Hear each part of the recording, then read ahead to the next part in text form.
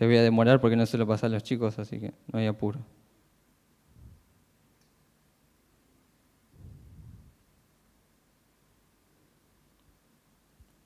En este pasaje vemos que Dios se encuentra con Adán y Eva y les dice en este versículo: «Mas del árbol de la ciencia del bien y del mal no comerás, porque el día que él comieres, ciertamente morirás».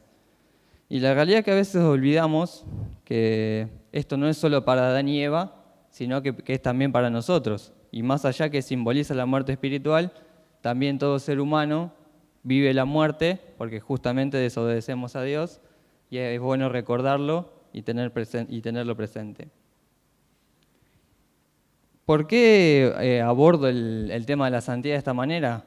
Porque para que el mundo crea y para que nosotros podamos creer, es necesario, para darle el verdadero valor a la gracia, es necesario que se conozca la santidad de Dios.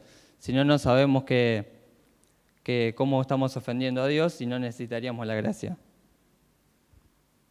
Ahora me gustaría que veamos juntos, después de entender lo que es la santidad de Dios, qué produce la santidad de Dios en nuestras vidas. Y para esto vamos a volver al pasaje de Isaías 6. Este punto es: nadie que se encuentra con su santidad vuelve a ser el mismo. Vamos a ver en algunos pasajes de la Biblia qué pasó con aquellas personas que se encontraron con la santidad de Dios. En Isaías 6, 5 dice: «Entonces dije, ay de mí que soy muerto, porque siendo hombre inmundo de labios y habitando en medio pueblo que tiene labios inmundos, han visto mis ojos al Rey, Jehová de los ejércitos». Ay de mí que soy muerto, dice Isaías. La primera reacción que tiene es verse condenado ante la santidad de Dios. Y hay otra historia también que es muy interesante, que está en Lucas 5. Voy a leer la historia completa para que podamos tener un contexto y podamos entenderla. Lucas 5, del 1 al 11. Así dice: «Aconteció que estando Jesús junto al lago de Genezaret, el gentío se agolpaba sobre él para oír la palabra de Dios.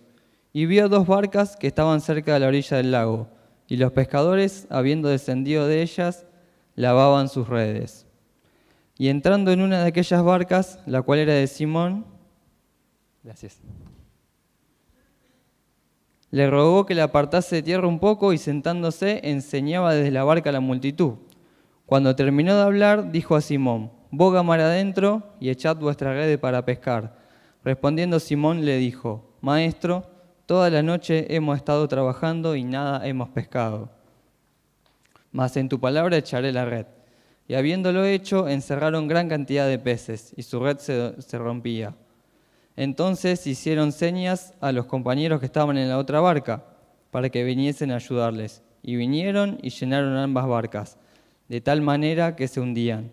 Viendo esto, Simón Pedro cayó de rodillas ante Jesús, diciendo: Apártate de mí, Señor, porque soy hombre pecador. Porque por la pesca que habían hecho, el temor se había apoderado de él, y de todos los que estaban con él. Y asimismo de Jacobo y Juan, hijos de Zebedeo, que eran compañeros de Simón. Pero Jesús dijo a Simón: No temas, desde ahora serás pescador de hombres. Y cuando trajeron a tierra las barcas, dejándole todo, le siguieron.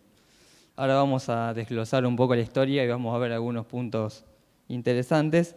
Pero lo primero que podemos ver en esta historia es lo que conocían Pedro y los discípulos antes de conocer a Jesús, lo que conocían del Maestro. Dice que le dice, en primer lugar, respondiendo Simón le dijo: Maestro, toda la noche hemos estado trabajando y nada hemos pescado. Lo que le dice implícitamente Pedro a Jesús, le dice: escuchamos tus enseñanzas, sabemos que eres un buen maestro, pero la pesca es lo nuestro, es nuestra profesión. No es un área que te corresponda, sino es un área donde nosotros las manejamos y podemos tener control. Y dice más en tu palabra, echaré la red. El segundo punto interesante es la reacción de Pedro. Vemos en el versículo 8 que dice: Viendo esto, Simón Pedro cayó de rodillas ante Jesús, diciendo, apártate de mí, Señor, porque soy hombre pecador. Vemos que es la misma respuesta que tuvo Isaías cuando se cruzó con la santidad de Dios. Nosotros podríamos haber pensado que ante un milagro de ese tamaño de pesca, Pedro lo podría haber invitado a hacer negocios a Jesús. Lo podría haber invitado a tener un negocio de pesca para que puedan ser millonarios.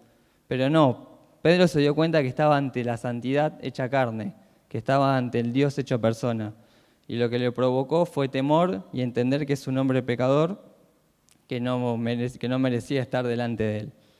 Entonces vemos que la primera reacción ante la santidad de Dios es reconocer nuestro pecado y que no merecemos estar delante de él.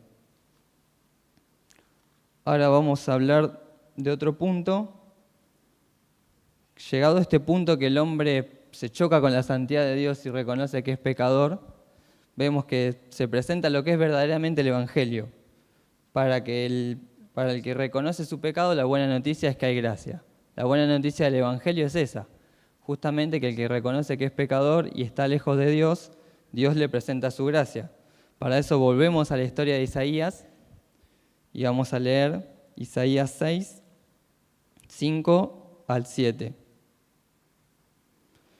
Dice, entonces dije, ay de mí que soy muerto, porque siendo hombre inmundo de labios y habitando en medio de pueblo que tiene labios inmundos, han visto mis ojos al Rey, Jehová de los ejércitos.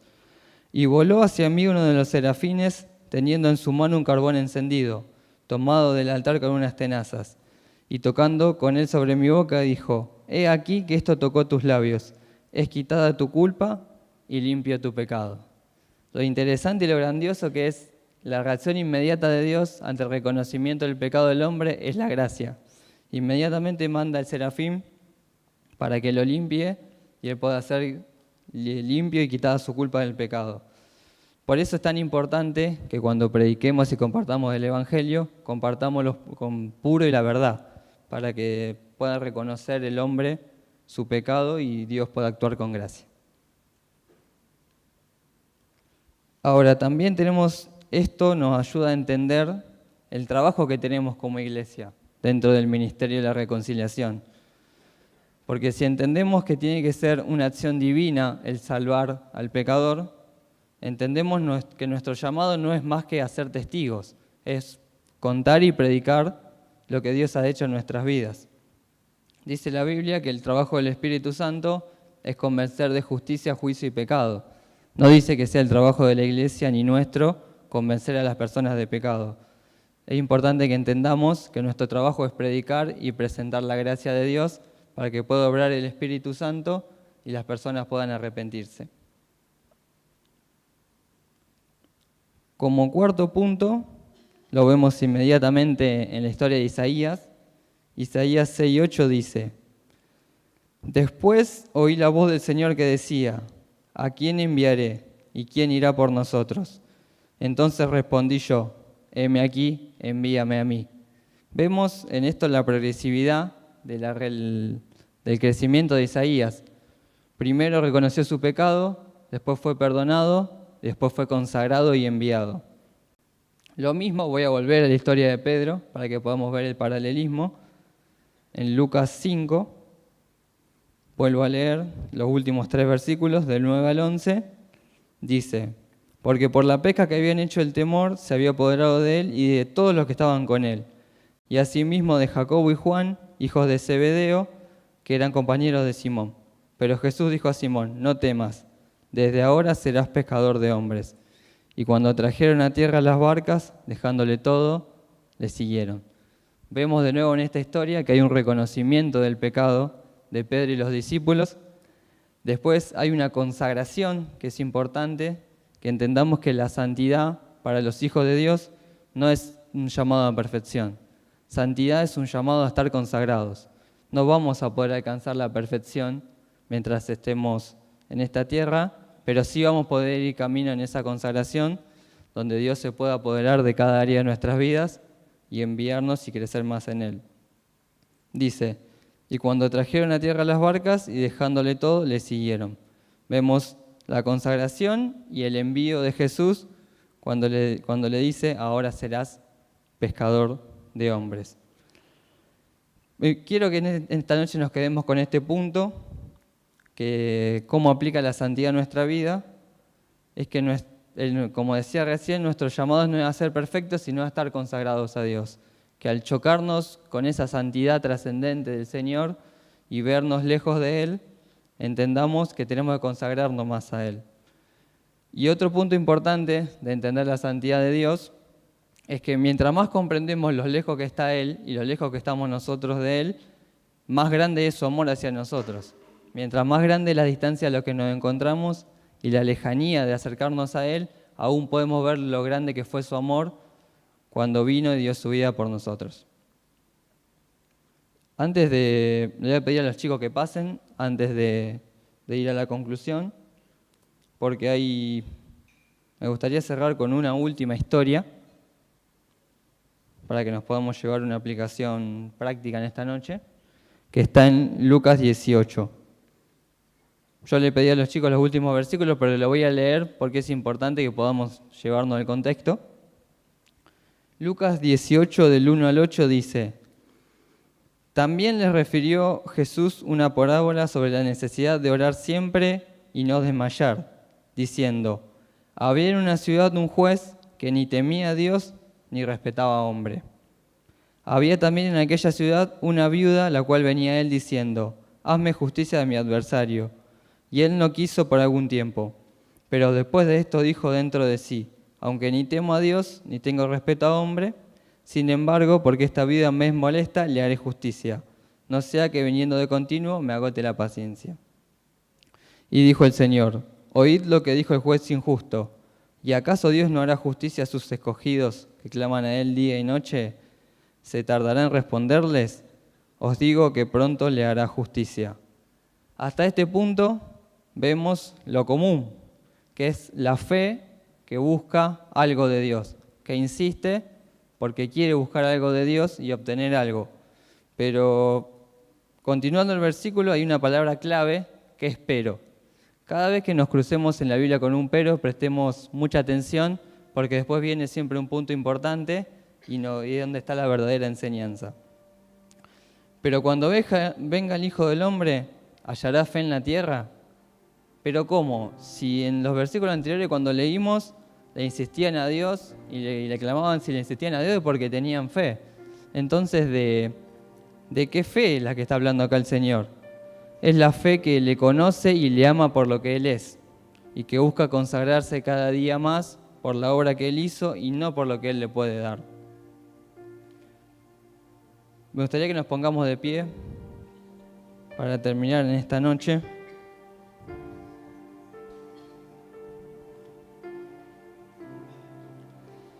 Después de haber compartido en esta noche, me gustaría que oremos para que podamos consagrar al Señor. Seguramente todos tenemos áreas de nuestras vidas donde tenemos dudas, preocupaciones, donde necesitamos que la santidad de Dios sea manifiesta y su presencia. Me gustaría que cada uno pueda pensar en esta noche en esa área y consagrarla al Señor. Que oremos juntos y entendamos que siempre lo mejor para nuestra vida sea que Él tome control y pueda manifestarse. Oramos. Señor, te damos gracias por esta noche, gracias porque pudimos compartir juntos una vez más, Señor. Queremos consagrarte cada área de nuestra vida, Señor, ese área donde tenemos preocupaciones, donde no sabemos cómo seguir adelante, Señor. Entendemos que por más que tú eres un Dios santo, justo y lejos de nosotros, nos amaste, Señor. Tu amor fue más fuerte y viniste y moriste por nosotros, Señor. Y en gratitud a esa honra, Señor, queremos entregar cada área de nuestra vida, Señor. Sabemos que no hay nada bueno fuera de ti, Señor, y queremos consagrarnos a ti en esta noche. En el nombre de Jesús. Amén.